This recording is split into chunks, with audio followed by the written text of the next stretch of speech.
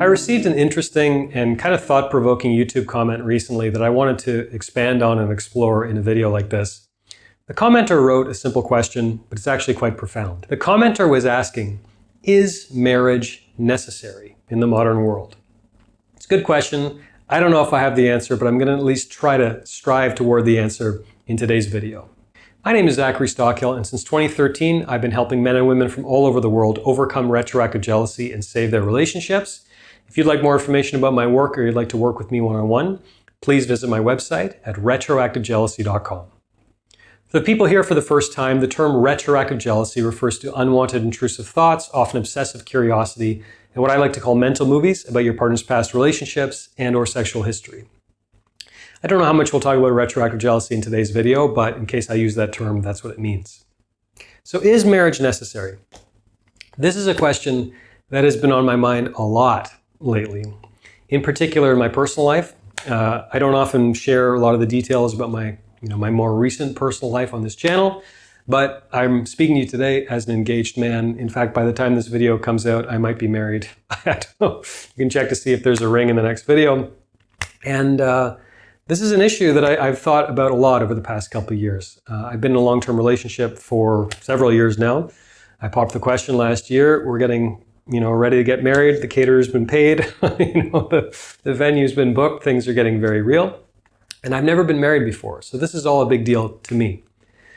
And, I can't answer this question for anyone else other than myself. Is marriage necessary? And I think that word, is marriage necessary? Maybe that's the wrong way to frame this question if you're thinking about getting married. I think, what purpose maybe is marriage going to serve in your life? That might be a better answer to this question. If you have a clear answer of the purpose that you want marriage to fulfill in your life, the reason why you're getting married, and you have good reasons for that, then I think that's probably reason enough. And if you're lacking good, solid reasons to get married, it might be time to wait for at least a little while. But for me, I think marriage is necessary.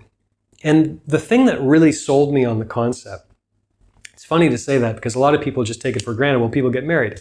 I never really thought about it like that. I'm in my late 30s now. I've taken my time with this whole process because I take it seriously, and I never wanted to just jump into any kind of marriage. I don't want to get divorced. I've really tried to think about this very strategically and really think through this very deeply. And so for me, marriage became, if not necessary, at least something that I felt more confident about doing, because I heard a quote that really resonated with me. And again, I don't remember where I heard this quote, but it just kind of hit me in the chest. And the commenter said, there are certain things you can't have in life unless you go all in. In other words, in a relationship, there are certain things you can't have unless you go all in, unless you really commit wholeheartedly to another human being. And that idea was something that was very interesting to me because I'm someone who writes and speaks and thinks about relationships for a living. I've been coaching for more than 10 years, mainly on the topic of relationships with men and women from all over the world. These are issues that are very near and dear to my heart. And I think for me, the idea of gaining new experiences, the idea of gaining a new depth of knowledge about relationships and all the rest, that's a pretty compelling reason for me to get married. Now, of course, I'm not saying I would just get married to anyone, just to gain some wisdom from my YouTube channel. Of course not. I hope I don't have to say that. But to me, that whole idea of in a relationship, if you want to really go deeper, there are certain things that you can't have unless you go all in. So for me, that really compelled me in the direction of committing to someone long-term in the form of marriage. Another idea that I was struck by, and this was an idea that was presented by Dr. Jordan Peterson in one of his lectures, that really gave me pause. He was talking about the significance of the actual ritual of a wedding. Because in certain moments in my past, I kind of sneered at the idea of weddings a little bit, because sometimes it's, in my view, a little over the top. And it's like, do you want to get married or do you want to have a party? I think sometimes people who think they want to get married just want to have the party. They just want to have the show for Instagram. I know many people in my circle actually where it seems that way because they had the party, they got all the likes on social media, and then not too long later, it seems like they're pretty miserable. It seems like they don't actually want to be married. But I digress. That's another story. But Dr. Peterson was talking about the practical utility in some ways of the ritual and the utility of having a community of support behind you when you enter into marriage. And there is a real sacred element, I think, to a good wedding, which is, you go up before your community, your family, your friends, the people who mean the most to you. And you pledge devotion, you pledge commitment to this other person.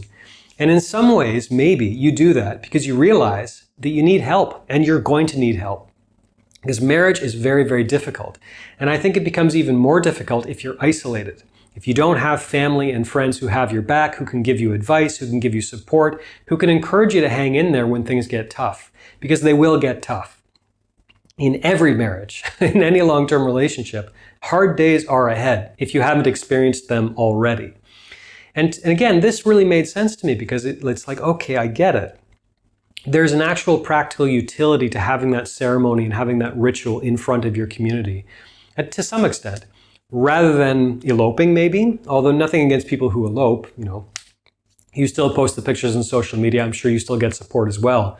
But for me, I guess that idea for me sold me on the idea of the actual wedding and having that ritual in front of our community. Another thing that compelled me in this direction toward marriage is, freedom has been a big goal of my 20s and most of my 30s.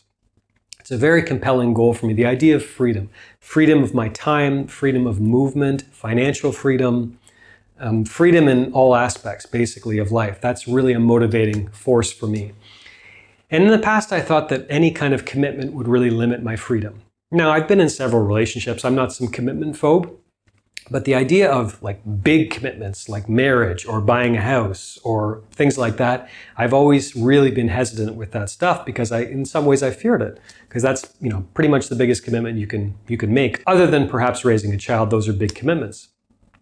But then I was looking around at my community, frankly, and some people I know, in particular some men I know, who are around my age, who aren't committed to anything.